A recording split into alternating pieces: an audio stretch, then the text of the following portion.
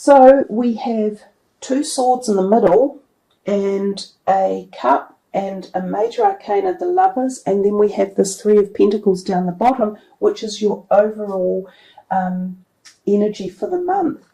Let's start on the left with the Two of Cups. This one has come out earlier in the month with one of the other signs, and it's a beautiful card to have. It represents harmony, joy, love, support, togetherness, bonding, romance, relationships, and business partnerships as well. It's a beautiful, positive, supportive card, and as I say, a lot of people would love to get it. It's a great way to start the month of February with that two. It's the second month of the year, and you have the two to start off with. We see there, it almost appears they are at like a marriage ceremony, and they are at the point where they say, yes, I will honour and support you, and I will nurture and love you. So there's a very deep, special bond going on here. For some of you, this could be existing relationships that become even more bonded again, or you reignite that closeness or special tie. For others, this could be new relationships coming in. Now, this can also be significant of very strong soulmate relationships. So these can be powerfully connective energies for you, and they can, when they come in, they can knock you off your feet. Soulmate relationships generally teach us lessons, and they are here to reignite the next step of our journey. Some soulmates will last for lifetimes, and others are here for lessons to teach us and then move on. But when they come in, they are powerful, empowering, and they really boost up the love and the heart connection. This could also possibly be, for some of you, a soulmate, a twin flame connection coming in. So there could be the feeling of the twin energy for some people. You would have to look a little bit more into twin energy. I could put a link below this for that. It's an unusual situation where it's very much a spiritual connection. The other things that the Two of Cups can symbolise are partnerships within businesses as well. So there's a good possibility here, given too that you've got this Three of coins down here, or pentacles, that there could be partnership, positivity, or some sort of liaison through there as well. We move to your next card and we see the Seven of Swords, and he's also looking, these two here look like they're in combat zone. He's looking at him and he's looking at him. So there's some conflagration going on here in the middle of your month. I'm going to zoom in there a little bit for you because you might get a better feeling for those two. They're giving off a little bit of energy. I don't like the Seven of Swords. I never have. I tend to think of him as a stealth operator and often doing things underhand and hidden agenda. Now, when he's around, I always say to people, there's someone around you that you can't trust at the moment. Someone's doing something underhand, and you need to keep your guard up. You need to be aware. It could be something at work, it could be a colleague or a person at work, or it could be something to do with legal documentation.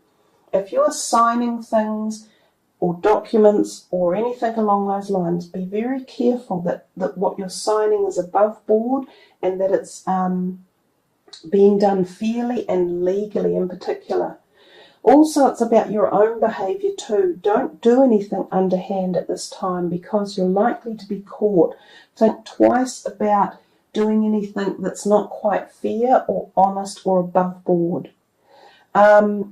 The Seven of Swords, basically, you can see that guy there. He has 5 in his hand and he's looking very guilty as he steals off, and he's looking back at the remaining 2.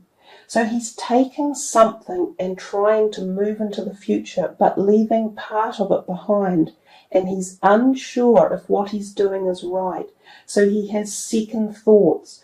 So another measure of this card is to trust your gut feeling, trust your gut instincts, really listen to them. And this pertains for actions that you are doing yourself or for people around you. Now, given that the card right next to it is the Five of Swords, this one here also has energy dissipating out of it, like quite negative in a way. There is a degree of success with the card, and it is the person who stands in the front with the green tunic on. Now, oftentimes that is you, which is promising. But what it means usually when this card is around is there are discussions or annoyances with a group of people who are arguing, and they see things one way and you see it another way, and there is this banging of the heads, clashing energy, and none of you will be able to meet in the middle, but there is an overall winner, and it can be yourself. But it's the way you speak and the words you choose to use and the manner in which you do it that's important. So do it above board, do it with as much kindness as you can, and don't sink to this level.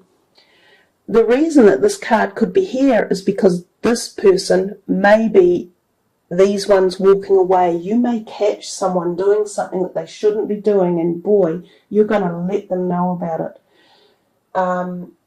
And if it is illegal, or it's disruptive, or it's degenerative, or it's negative, or it's got any dark energy, get rid of them and boot them out. Don't tolerate it. So you have a degree of strength within the reading. It's about knowing who to have around, who to trust, and how to deal with it in particular. Just be careful of legal things, written documents. Don't give away your passwords or your bank account details. Don't sign up to anything that sounds too good to be true, because it'll be a con, most likely. So it's just, I just treat it as a warning card when it turns out, and to be a bit more alert. That's probably enough said about those two. I do also look that this card is placed directly beneath these two, and that's your finances card. So I am thinking to myself, is there a possibility here that it's tied up somehow with your finances or your work or your career or your money? This is a positive card. There's no need to worry about that. This is usually attributes at work, or success at work, or being rewarded at work, or acknowledged for your hard work. And oftentimes 3 people can be involved. And it's the networking of people that get you the success. So there are definitely people involved in this. It's more than one person. It could be 3 or more. And the number 3 will be significant. It could be something that takes 3 weeks or 3 months. And there could be some tension around it. And it could be something that you are negotiating or mediating almost, because the swords are about words and intellect and the use of communication, which can be mediation. Now, this is a bit interesting, but there's almost something myself here going on, without saying too much, that almost fits that category. So that's an example, and I'm an Aries, so there you are. But we come to this last card here, and we see the Lovers. You guys, what are you doing, all you Aries? There's lots of love in the air, and I think we've kind of mentioned that, because I've talked about Vesta and the love and the passion and igniting passion. Well, the Lovers ignites the passion, and there's plenty of passion in the middle of that reading, and you've got your 2 of Cups on the other side about love and passion. So with the Lovers card, again, it can be extremely intense relationships, so real soulmate, real heart connection. It will set you aflutter. It connects with your soul. The twin flame thing again pops up. Some of you are either going to find this new person and it's going to be like kabow, it's going to bowl you over, or others are just re-energizing the relationships that you have, and it will be taken to new heights. And again, the Lovers can also represent businesses, new business partnerships or allies. So there could be something here for you guys. These 2 cards and this could be representative of a new business structure or format coming your way as well. The other thing about the Lovers, it is derived from, higher than ourselves. It is greater than just us. It is brought to us by no chance meeting. The gods are delivering you something powerful and passionate. Sometimes the Lovers does indicate affairs. So there can also be this hidden agenda, this Seven of Swords over here, you know, sort of stealthing around under the cover or the guise of something else. The Lovers often also indicates needing to make a decision. Sometimes there are three people again involved in the Lovers card, and you have to make a decision. Do I go this way or do I go that way? Some of you may already be in a relationship and a new partner comes along and there are three people involved and you have to make a decision. So you see, the Lovers has a lot of different potential meaning and energy. Each one of you will have an individual position on where you feel it affects you. Coming back to the Two of Cups over here, I mentioned it in the other reading. I also see the lion head above on the top of the card with the wings, and then the symbolic medical sign going down between the two cups. So the Two of Cups can also represent medical activity between the two people or between the relationship. So one of the people may be needing support one way or another for some sort of medical treatment that they have done, which could require medical intervention, hospital intervention possibly, or even a minor surgery or something along those lines.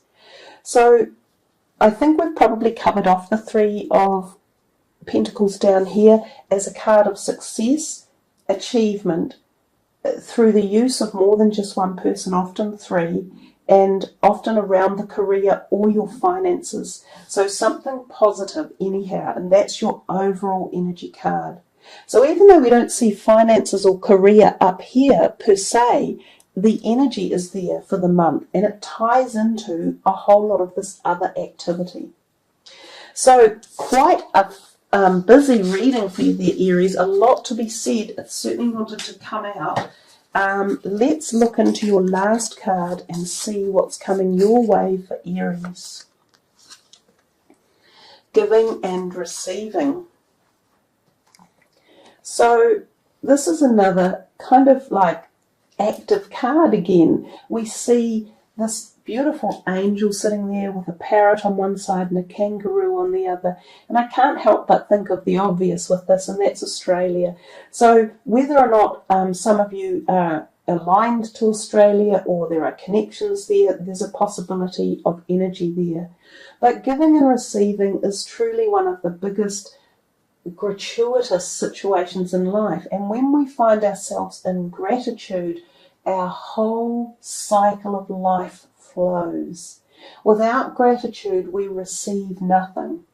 So this card tells us that we need to have balance in both giving and receiving. Now, I'll read the words for you.